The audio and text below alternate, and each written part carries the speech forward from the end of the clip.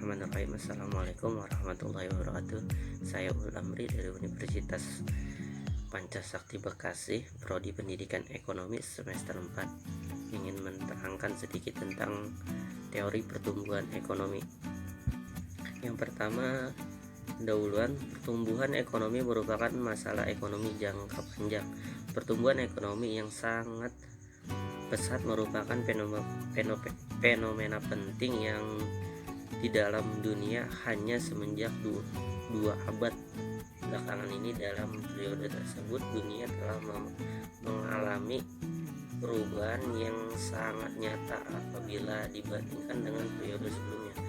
Pada masa sebelumnya, kuda dan beberapa binatang peliharaan lain merupakan tenaga penarik bagi alat pengangkut yang utama. Pada masa ini keadaan sudah sangat berbeda.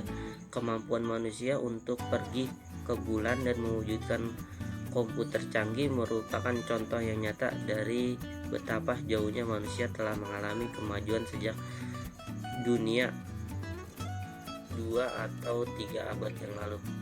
Selanjutnya, pertumbuhan ekonomi. Pertumbuhan ekonomi dapat didefinisikan sebagai perkembangan kegiatan dalam perekonomian yang menyebabkan barang dan jasa yang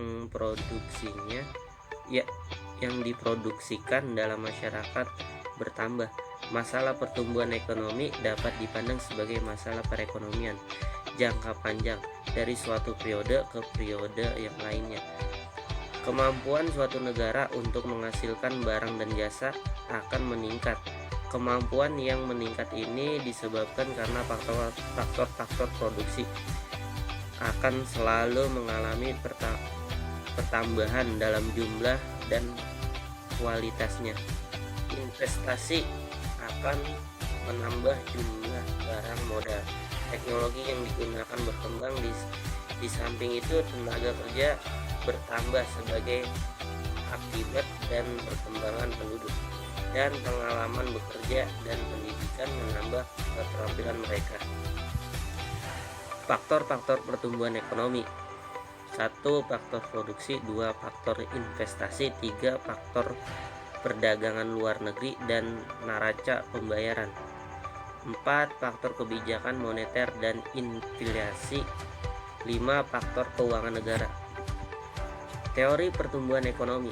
Teori pertumbuhan ekonomi menjelaskan mengenai faktor-faktor yang menentukan pertumbuhan ekonomi dan prosesnya. Dalam jangka panjang, penjelasan mengenai bagaimana faktor itu berinteraksi satu dengan yang lainnya sehingga menimbulkan terjadinya proses pertumbuhan. Arshad 1992. Secara umum, pertumbuhan ekonomi didefinisikan sebagai peningkatan dalam kemampuan dari suatu perkembangan dalam produk, barang, dan jasa. Dengan kata lain, pertumbuhan ekonomi lebih menunjuk pada perubahan yang bersifat kualitatif dan biasanya diukur dengan menggunakan data produk domestik bruto. Selanjutnya, teori pertumbuhan klasik. Menurut pandangan ahli-ahli ekonomi klasik, ada 4 faktor yang mempengaruhi pertumbuhan ekonomi, yaitu jumlah penduduk, jumlah stok barang-barang modal, luas tanah dan kekayaan alam, serta tingkat teknologi yang digunakan. Walau menyadari bahwa pertumbuhan ekonomi tergantung pada banyak sektor, ahli-ahli ekonomi klasik terutama menitikberatkan perhatiannya pada pengaruh pertambahan penduduk kepada pertumbuhan ekonomi. Dan teori pertumbuhan mereka dimisalkan luas tanah dan kekayaan alam adalah tempat jumlah dan tingkat teknologi tidak mengalami perubahan. Berdasarkan kepada pemisalan ini, selanjutnya dianalisis bagaimana pengaruh pertambahan penduduk pada tingkat produksi nasional dan pendapatan. Selanjutnya, teori Schumpeter. Menurut Schumpeter, pertumbuhan ekonomi adalah peningkatan output masyarakat yang disebabkan oleh semakin banyak jumlah faktor produksi yang digunakan dalam proses produksi masyarakat tanpa adanya perubahan atau teknologi. Produksi itu sendiri, pembangunan ekonomi adalah kenaikan output yang disebabkan oleh inspektor yang dilakukan oleh para wisatawan. Inovasi ini berarti perbaikan teknologi dalam arti luar, misalnya penemuan produk baru, bukan pasar baru, dan sebagainya. Selanjutnya teori Horrod dan Domar.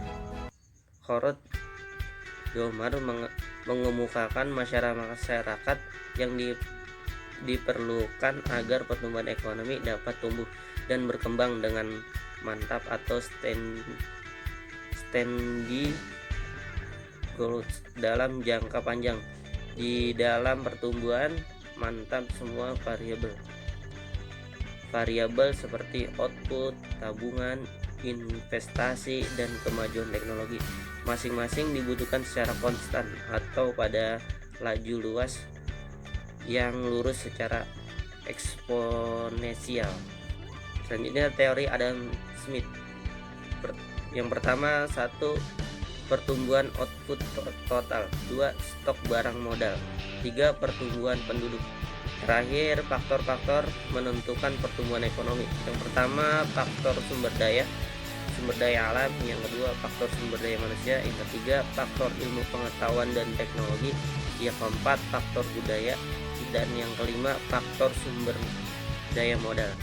Demikian presentasi dari saya, kurang lebihnya mohon maaf. Wassalamualaikum warahmatullahi wabarakatuh.